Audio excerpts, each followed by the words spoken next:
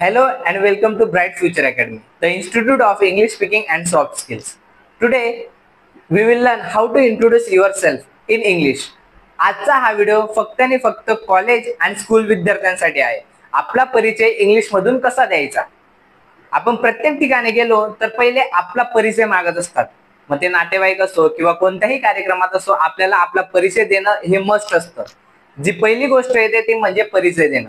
आणि तुम्ही एक म्हण ऐकलीच असणार, the first impression is the last impression. मग आपलं फर्स्ट इम्प्रेशन असं असलं पाहिजे की जे की त्यांना आवडलं पाहिजे. आपलं बॅकग्राऊंड त्यांना समजलं पाहिजे. अरे नाही की मुलाकडे आणि मुलीकडे काहीतरी स्किल आहे, त्यांच्या क्वालिफिकेशन मध्ये किंवा त्यांच्या बोलण्यामध्ये काहीतरी त्यांच्याकडे स्किल आहेत असं त्यांना कळलं पाहिजे. म्हणजे first impression is a last impression. मग आपलं परिचय असं झालं पाहिजे एकदम जोरदार की सगळ्यांना आवडलं पाहिजे. आपलं व्यक्तिमत्व त्यांना पटलं पाहिजे, असं ते इंट्रोडक्शन असायला पाहिजे. खरं तर जर मराठीमध्ये इंट्रोडक्शन द्यायला लावलं, आपला परिचय द्यायला लावलं, तर सहजपणे मुलगा किंवा मुलगी, विद्यार्थिनी असो किंवा विद्यार्थी असो, सहजपणे आपला परिचय देऊन जातो. पण ज्या वेळेस गोष्ट इंग्लिशची येते त्यावेळेस त्यांना भीती वाटते की आपला परिचय कसा द्यायचा इंग्लिशमध्ये. कारण सेंटेन्सेस माहित नसतात, त्यांना एक स्ट्रक्चर माहित नसतं. तर त्यामुळे त्यांना भीती वाटत असते की आपला परिचय इंग्लिश मधून कसा द्यायचा. तर आजचा खरं खास व्हिडिओ त्याच विद्यार्थ्यांसाठी ज्या विद्यार्थ्यांना आपला परिचय देण्यासाठी काही अडचणी येत असतात, प्रॉब्लेम येत असतात, ते पण इंग्लिशमध्ये. तर चला तर बघून घेऊया की इंट्रोडक्शन मध्ये काय काय पॉइंट मस्ट असतात आणि आपलं इंट्रोडक्शन कसं इफेक्टिव्ह आपण बनवू शकतो. तर फर्स्ट पॉइंट येतो ग्रीटिंग्स, त्याच्यानंतर thank you, name with adjective, place, education, family, hobby आणि गोल. ह्या सर्व गोष्टी त्या इंट्रोडक्शन मध्ये आल्याच पाहिजे, हे मस्ट असतं. जेणेकरून ते इंट्रोडक्शन हे इफेक्टिव्ह झालं पाहिजे. आणि त्यातल्या त्यात मुलं खूप काही चुका करतात, जसं की फॅमिलीचं सांगायला गेलं की फॅमिलीमध्ये ते वडिलांचं नाव सांगतील, आईचं नाव सांगतील, भावाचं नाव सांगतील, बहिणीचं नाव सांगतील. हे नको व्हायला. चला तर मग शिकून घेऊया इंट्रोडक्शनचे पॉइंट्स. तर इंट्रोडक्शनचा पहिला पॉइंट तो म्हणजे ग्रीटिंग्स. आता ग्रीटिंग्स म्हणजे मराठीत त्याला आपण अभिवादन असं म्हणतो. आता ज्या वेळेस आपण पहिल्यांदा कोणाला भेटत असतो किंवा कोणासमोर भाषण देत असतो, तर त्यावेळेस नेहमी आपण अभिवादन करत असतो त्यांना. जसं की नमस्ते, नमस्कार, शुभ प्रभात, शुभ संध्याकाळ, अशा प्रकारचं आपण अभिवादन देत असतो. तर तेच अभिवादनला आपण इंग्लिशमध्ये ग्रीटिंग्स असं म्हणतो. तर इंग्रजीमधून ग्रीटिंग्स कसे द्यायचे आपण ते बघूया. तर सर्वात पहिले गुड मॉर्निंग. आता गुड मॉर्निंग कधी यूज करायचा, सकाळपासून तर दुपारी 12 वाजेपर्यंत आपण गुड मॉर्निंग विश करू शकतो. त्याच्यानंतर गुड आफ्टरनून कधी विश करायचं, दुपारी 12 वाजेनंतर तर संध्याकाळी 5 वाजेपर्यंत आपण गुड आफ्टरनून असं विश करू शकतो. त्याच्यानंतर संध्याकाळी 5 वाजेनंतर आपण गुड इव्हिनिंग असं विश करू शकतो. तर जर तुमच्या समोर सर असतील तर त्यावेळेस तुम्ही म्हणू शकता गुड मॉर्निंग सर. जर तुमच्या समोर मॅडम असतील त्यावेळेस तुम्ही यूज करू शकता गुड मॉर्निंग मॅम. जर तुमच्या समोर पब्लिक किंवा ऑडियन्स असेल त्यावेळेस तुम्ही म्हणू शकतात गुड मॉर्निंग एव्हरीवन. ग्रीटिंग्स दिल्यानंतर आपला दुसरा पॉइंट येतो तो म्हणजे थँक्यू.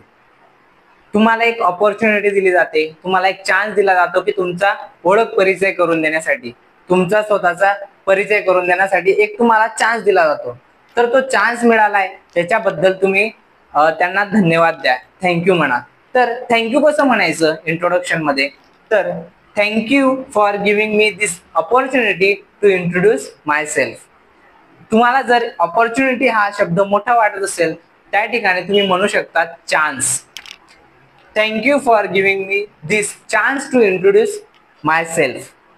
ग्रीटिंग्स आणि थँक्यू म्हणून झाल्यानंतर आपला थर्ड पॉइंट येतो तो म्हणजे नेम विथ ऍडजेक्टिव्ह. मित्रांनो, तुम्ही हे पहिल्यांदा ऐकलं असेल की नेम विथ ऍडजेक्टिव्ह काय आहे नेमकं. आता नेम विथ ऍडजेक्टिव्ह जर आपण बघितलं, ऍडजेक्टिव्ह म्हणजे विशेषण. तर आपलं नाव सांगायचं ते पण आपल्या विशेषणासोबत. तुम्ही आतापर्यंत प्रत्येक परिचयामध्ये तुम्ही फक्त तुमचं नाव सांगितलं असेल, पण या परिचयामध्ये आपण सांगणार आपलं नाव, त्यासोबतच आपण आपलं विशेषण काय येते. तर नेम विथ ऍडजेक्टिव्ह असं सांगण्यासाठी किंवा आपलं नाव सांगण्यासाठी दोन पद्धती आपण वापरणार. पहिली पद्धत my name is Krishna and I am honest student. ही झाली पहिली पद्धत. दुसरी पद्धत, I am Krishna and I am known for being honest student. ही झाली दुसरी पद्धत. असे आपण दोन प्रकारे आपलं नाव, आपलं परिचय देऊ शकतो, ते पण विशेषणासोबत. आता विशेषणासोबत का? कारण की विशेषण सांगितल्यानंतर आपलं इम्प्रेशन हे वाढून जातं. का? कारण की ज्या कोणालाही आपण इंट्रोडक्शन देतोय, आपला परिचय देतोय, त्याला आपलं एक विशेषण सांगणं म्हणजे काय, एक आपलं इम्प्रेशन वाढवणं, एक आपला प्लस पॉइंट सांगणं. ग्रीटिंग्स देऊन झाल्या, थँक्यू म्हणून झालं, आपलं नाव सांगून झालं, ते पण आपल्या विशेषणासोबत. आता चौथी स्टेप येते, ती म्हणजे प्लेस. तुम्ही कुठं राहतात किंवा कोणत्या शहरामधून आला आहात ते सांगायची पद्धत. तर त्यामध्ये आपण दोन पद्धत बघणार आहे. ती म्हणजे पहिली पद्धत, आय एम फ्रॉम धुळे. ज्या कोणत्या शहरातून तुम्ही बिलॉंग्स करतात ते तुम्ही सांगू शकतात. जसं की मी धुळ्यामधून बिलॉंग्स करतो, तर मी म्हणेल आय एम फ्रॉम धुळे. दुसरी पद्धत, आय बिलॉंग्स टू धुळे. अशा प्रकारे तुम्ही कुठून आला आहात किंवा कोणत्या शहरात राहतात ते तुम्ही आपल्या परिचयामध्ये दाखवू शकतात. त्यानंतर मुलं एक चूक करतात, ती म्हणजे आय एम बिलॉंग्स असं म्हटलं जातं, पण हे अत्यंत चुकीचं सेंटेन्स वापरलं जातं. हे सेंटेन्स येत नाही. तुम्ही फक्त म्हणायचं आय बिलॉंग टू, ज्या कोणत्या शहरातून तुम्ही राहतात किंवा आलात ते तुम्ही स्टेट करू शकतात. I belongs to Dhule. Place सांगून झाल्यानंतर सांगायचं तुमचं एज्युकेशन, तुमचं शिक्षण. जसं की जर तुम्ही शाळेत असणार तर म्हणायचं I study in 12th standard. ज्या कोणत्या स्टँडर्डला तुम्ही आहात ते तुम्ही सांगू शकतात. जसं की I study in 12th standard. मुलं इथं क्लास म्हणतात, क्लास म्हणण्यापेक्षा स्टँडर्ड म्हणा, ते बेटर असेल.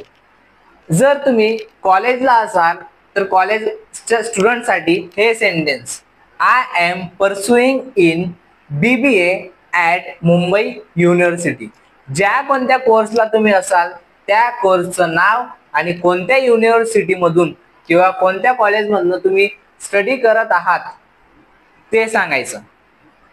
जसं की I am pursuing in BBA at Mumbai university.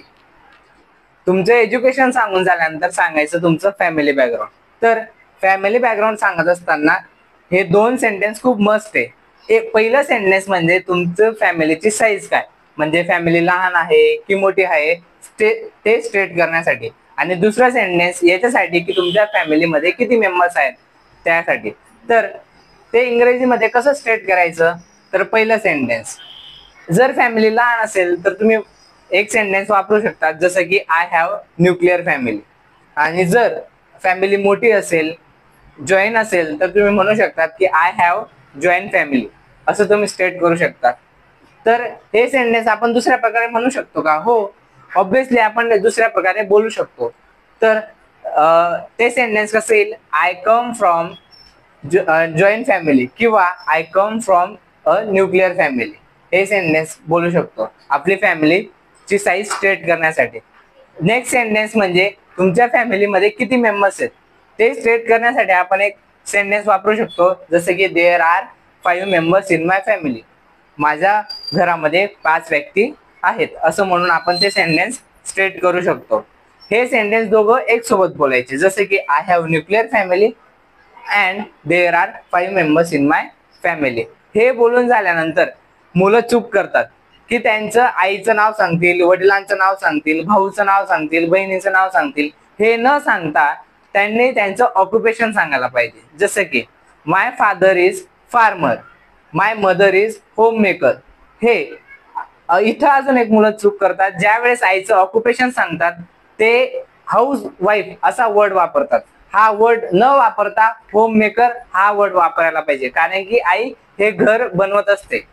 ठीक आहे, त्याच्यासाठी होम मेकर हा एकदम परफेक्ट वर्ड आहे.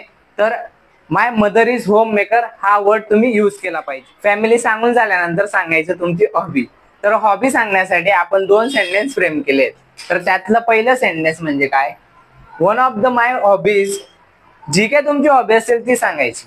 One of the my hobby is writing. ही माझी हॉबी झाली. जसं की तुमची हॉबी असू शकते मग reading, singing, dancing etcetera, whatever your hobby describe there. त्याच्यानंतर दुसरा सेंटेन्स म्हणजे in my space time I enjoy listening a song. मला माझ्या रिकाम्या वेळेमध्ये किंवा फ्री टाइम मध्ये मला गाणे ऐकायला खूप आवडतं. मग जशी तुमची काही हॉबी असेल ते तुम्ही तिथं डिस्क्राईब करू शकतात, स्टेट करू शकतात. हॉबी सांगून झाल्यानंतर सांगायचं तुमचं गोल. गोल म्हणजे काय, ध्येय. जे काही तुम्हाला आयुष्यात बनायचंय ते तुम्ही इथं स्टेट करू शकतात. तर हे 3 प्रकारे तुम्ही सांगू शकतात इंग्रजीमध्ये. तर त्यातलं पहिलं वाक्य म्हणजे काय, आय वॉन्ट टू बिकम. जे काही तुम्हाला बनायचं असेल ते तुम्ही सांगू शकता. जसं की I want to become a teacher. मला शिक्षक बनायचंय. I want to become engineer. मला अभियंता बनायचंय. या प्रकारे तुम्ही सांगू शकतात. त्यातलं दुसरं सेंटेन्स म्हणजे माय गोल इज टीचर. मला शिक्षक बनायचंय. माझं ध्येय शिक्षक बनणं. My goal is dancer. मला मला डान्सर बनायचंय. अशा प्रकारे तुम्ही सांगू शकता. त्यातलं तिसरं सेंटेन्स म्हणजे I plan to achieve teacher in next 5 years. मला पुढच्या 5 वर्षात शिक्षक बनायचंय. अशा प्रकारे तुम्ही सांगू शकतात. हे झाले सर्व इंट्रोडक्शनचे पॉइंट्स कव्हर करून. आता बघूया आपण पूर्णपणे एक example. Good afternoon, everyone. Thank you for giving me this opportunity to introduce myself. My name is Krishna Sonone and I am hardworking student. I am from Dhude. I am pursuing in BCA at Mumbai University. I have nuclear family. There are 5 members in my family. My father is shopkeeper and my mother is homemaker. In my space time, I enjoy listening a song. I want to become doctor. Thank you. आता तुमच्या समोर येत आहे bright future अकॅडमीची विद्यार्थिनी, जी की तिचा पूर्ण introduction हा इंग्लिश मध्ये तुम्हाला देऊन दाखवेल. Hello everyone, thank you for giving me this opportunity to introduce myself. My name is Rani and I am sincere student. I am from Shirpur itself. I study in 9th standard. I have nuclear family. There are 5 members in my family. My father is turban man and my mother is housemaker. My hobby is sing a song. I want to become stenographer in my life. That's all about me. Thank you.